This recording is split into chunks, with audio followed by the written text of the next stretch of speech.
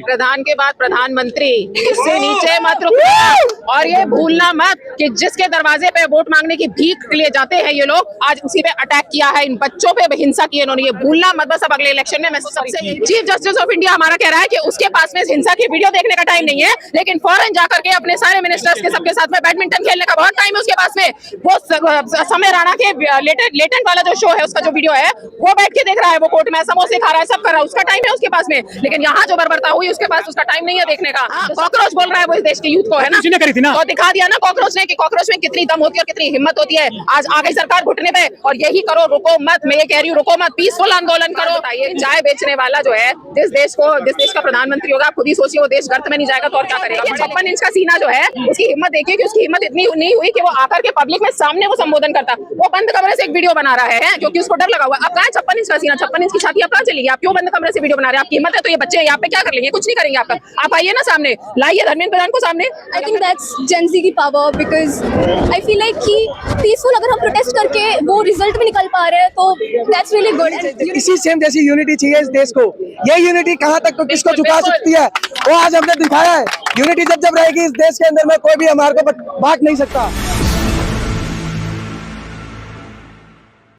पहला नंबर किसका है मैम? आप इस्तीफा मांग रहे हैं? प्रधान के बाद प्रधानमंत्री, इससे नीचे मत रुको। और ये भूलना मत कि जिसके दरवाजे पे वोट मांगने की भीख के लिए जाते हैं ये लोग, आज उसी पे अटैक किया है, इन बच्चों पे हिंसा की इन्होंने। ये भूलना मत बस। अब अगले इलेक्शन में मैं सबसे यही कह रही हूँ, क्योंकि ये जुमलेबाज सरकार जो है ना, ये सिर्फ जुमला देगी, लोग फिर से मूर्ख बनेंगे, अंधभक्त बनेंगे और उसके बाद ये ऐसे ही करते रहेंगे। तुमने किस पे हिंसा की है? जिसके घर पे तुम दर पे भीख मांगने गए थे वोट की, उस पर तुमने हिंसा की है। मैं तो कहती हूँ सिर्फ एजुकेशन सिस्टम नहीं, अगला रिफॉर्म, अगला आंदोलन जुडिशियल सिस्टम को संभालने के लिए करो, क्योंकि अगर वो बैकबोन सही हो गई ना इस देश की, तो मैं बोल रही हूँ कि किसी ऐसे आंदोलन की जरूरत नहीं पड़ेगी। पहले जुडिशियल सिस्टम को सही करो। CJI, chief justice of India हमारा कह रहा है, चीफ जस्टिस ऑफ इंडिया हमारा कह रहा है कि उसके पास में हिंसा की वीडियो देखने का टाइम नहीं है, लेकिन फौरन जाकर के अपने सारे मिनिस्टर्स के सबके साथ में बैडमिंटन खेलने का बहुत टाइम है उसके पास में।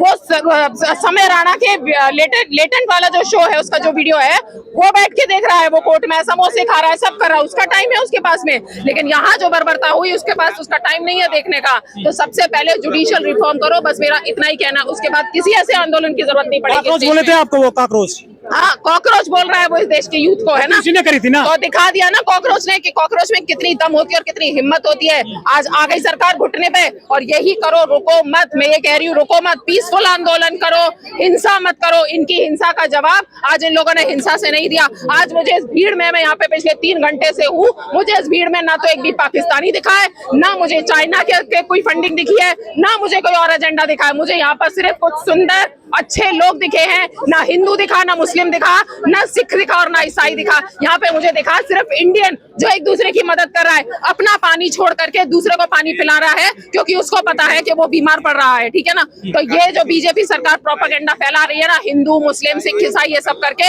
इसकी बातों में मत आओ। मैं हाथ जोड़ करके विनती करती हूँ, अंधभक्ति छोड़ो। इस भीड़ में भी जितने लोग ऐसे हैं अगर जो ये सोचते हैं कि सरकार आपका कुछ भला कर देगी, ये कभी नहीं करेगी। मेरी हाथ जोड़ करके विनती है, ये मत करो। समझो, फैक्ट्स को देखो, जागो, व्हाट्सएप यूनिवर्सिटी से बाहर निकलो और रियल ग्राउंड पे आके देखो क्या हो रहा है। कुछ मीडिया कर पाएगी आपके लिए जो मेनस्ट्रीम मीडिया है, गोदी मीडिया बोलते हैं जिसको आप? गोदी मीडिया तो सर अभी छुप के बैठी हुई है। गोदी मीडिया पूरी बिकी हुई है, उसको तो हमने देखना भी छोड़ दिया है। वो अंजना ओम कश्यप, सुधीर चौधरी, अर्नब गोस्वामी, ये सब जो है ये क्यों नजर आएंगे? क्योंकि इनके पास तो घर में पैसे पहुंच जाते हैं। सर मैं एक मीडिया हाउस में काम कर चुकी हूँ, अब तो मैं छोड़ चुकी हूँ उसको, और मेन स्ट्रीम मीडिया थी, मैं नाम नहीं लूंगी, उसको मैं छोड़ चुकी हूँ। ठीक है, मीडिया में मतलब उसमें नहीं थी, मैं टेक्निकल में, मैं एचआर में थी, लेकिन मुझे पता है अंदर क्या होता था, इसलिए मैंने छोड़ दिया। क्योंकि मेरे ना कुछ मॉरल्स है, वैल्यूज है, एथिक्स है, मेरे कुछ ना प्रिंसिपल्स हैं, वो मेरे से अलाइन नहीं किए, इसलिए मैंने उनको छोड़ दिया। लेकिन 2000 के नोट में चिप ढूंढ लेते हैं वो, लेकिन वो बच्चों में एजुकेशन में कमी ढूंढ पाए। एजुकेशन सिस्टम में उन्हें कोई कमी नहीं दिखती। इस देश में उन्हें लॉ एंड ऑर्डर में कोई कमी नहीं दिखती है।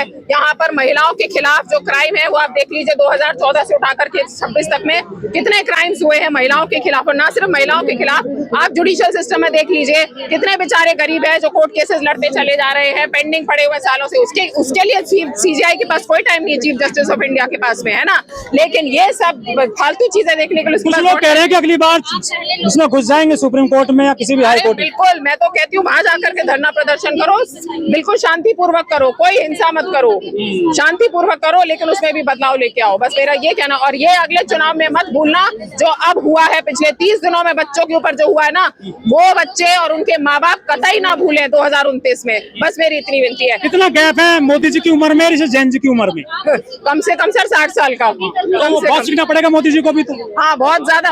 रात को 12 बजे। भाई साहब एक बात बताइए, चाय बेचने वाला जो है, जिस देश का प्रधानमंत्री होगा, आप खुद ही सोचिए, वो देश गर्त में नहीं जाएगा तो और क्या करेगा। पढ़े लिखे लोगों को हटा करके चाय बेचने वालों को तो देश हाथ में दे दिया जाता है। अभी तक वो आते थे रात को 8 बजे के पीएम बोलते थे, रात को नोटबंदी में भी रात को 8 बजे आए और 9 बजे आए कोविड में, अब की बार 12 बजे आए आपके लिए वो। हाँ, 12 बजे आए। अच्छा, और देखिए 56 इंच का सीना जो है, उसकी हिम्मत देखिए कि उसकी हिम्मत इतनी नहीं हुई कि वो आकर के पब्लिक में सामने वो संबोधन करता। वो बंद कमरे से एक वीडियो बना रहा है क्योंकि उसको डर लगा हुआ। अब कहाँ 56 इंच का सीना, 56 इंच की छाती अब कहाँ चली गई? आप क्यों बंद कमरे से वीडियो बना रहे हैं? आपकी हिम्मत है तो ये बच्चे यहाँ पे क्या कर लेंगे? कुछ नहीं करेंगे आपका। आप आइए ना सामने, लाइए धर्मेंद्र प्रधान को सामने, क्या कर देंगे? कुछ नहीं करेंगे बच्चे। मैं आपको बोल रही हूँ, ये मैं भी एक माँ हूँ, मेरी 20 साल की बच्ची है, वो भी इस प्रोटेस्ट में काफी उसने सपोर्ट किया है। अगला शिक्षा मंत्री कौन होना चाहिए आपकी नजर में? देखिए, अब इस बारे में तो मैं नहीं कमेंट कर सकती हूँ कि कौन होना चाहिए, अच्छा लेकिन मैं इतना जानती हूँ कि इस पूरी सरकार में हर मिनिस्ट्री में एक ऐसा इंसान होना चाहिए जो पढ़ा लिखा हो, जो अपने मॉरल्स और वैल्यूज के साथ में कॉम्प्रोमाइज ना करे। कैसी रहेगी सर? ऐसा है, उनका जो काम है ना वो वहीं तक रहती तो अच्छा है। देश कैसे चलाते उन्हें पता तो है नहीं। अब मैं क्या बोलूँ, कुछ शब्द यूज करूंगी नहीं मैं, लेकिन जो उनका काम है वही अच्छी लग रही थी। पता नहीं, एक तो ना मैं आपको बताती हूँ सर, बीजेपी में किसी भी अरे गहरे नत्थु गहरे को टिकट दे दिया जाता है, चाहे उसको कुछ आता हो चाहे नहीं आता हो, चाहे मनोज तिवारी हुए, रवि किशन हुए, कंगना रनौत हुई, किसी को भी। और तो सर छोड़िए, ये सब तो फिर भी ठीक है। कुलदीप सेंगर जैसा रेपिस्ट वो देख रहे, बीजेपी ने लिया। बीजेपी तो वॉशिंग मशीन है ना सर, बीजेपी वॉशिंग मशीन है। यहाँ पर आप चोरी करके आइए, डकैती करके आइए, रेप करके आइए, आप इस पार्टी को ज्वाइन कर लीजिए और आप वॉशिंग मशीन की तरह साफ हो जाएंगे। लेकिन आपने इस बार मीडिया कर्मियों को बहुत पीटा है, कैमरे तोड़े, उनके बेचारे रो रहे हैं वो। सर किसने तोड़ दिया मीडिया कर्मी? वो कह रहे हैं हमको बताना पड़ रहा है कि हम पत्रकार हैं जी। अच्छा, हाँ, तो आप मोदी मीडिया में होंगे तो आपको बताना पड़ेगा। लेकिन आप बताइए, आप लोग जिस भी चैनल से, मैं नहीं जानती भाई साहब, लेकिन आप लोगों के साथ कुछ बुरा हुआ है यहाँ पे? नहीं हुआ ना? हाँ, तो बस वो उनके साथ तो होगा ही ना सर। वो 12 साल में बताना पड़ा उनको, ये पत्रकार है। हम पत्रकार हैं, पत्रकारिता उन्हें मतलब बताइए कहाँ से कहाँ, कुछ भी नहीं आता उन्हें पत्रकारिता के नाम पे सर। हाँ, बताइए। ये तो जैन जी क्या भला है जिसने सरकार को हिला दिया? जेन जी आई थिंक ये पहली जनरेशन है जो चुप नहीं बैठती है, बाहर जाके सीधे बोलती है, अपने राइट्स के लिए लड़ रही है।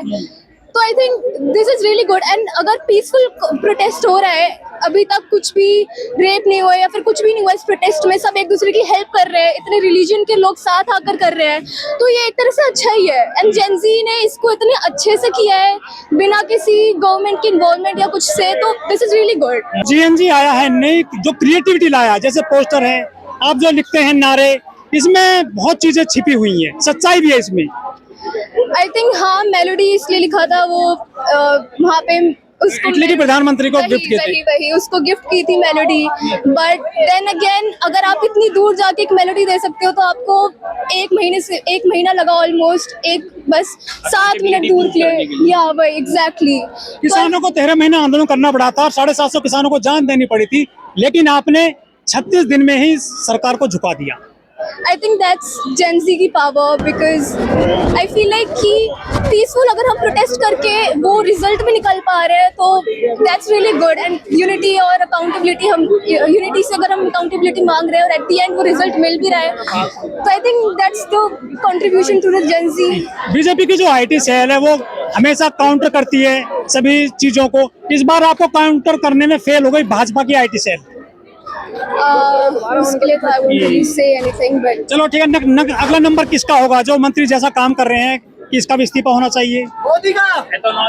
गडकरी का ऑब्वियसली बिकॉज अपने कार में प्रॉफिट नकली के तेल बांटा है। वही अपने प्रॉफिट के लिए दूसरों का पूरे एक तरह से पूरे कंट्री का लॉस हो रहा है बट आई फील लाइक जो अपना काम कर रहा है सही वो ठीक है बट जो नहीं कर रहे उनको रिजाइन देना बहुत इंपॉर्टेंट है।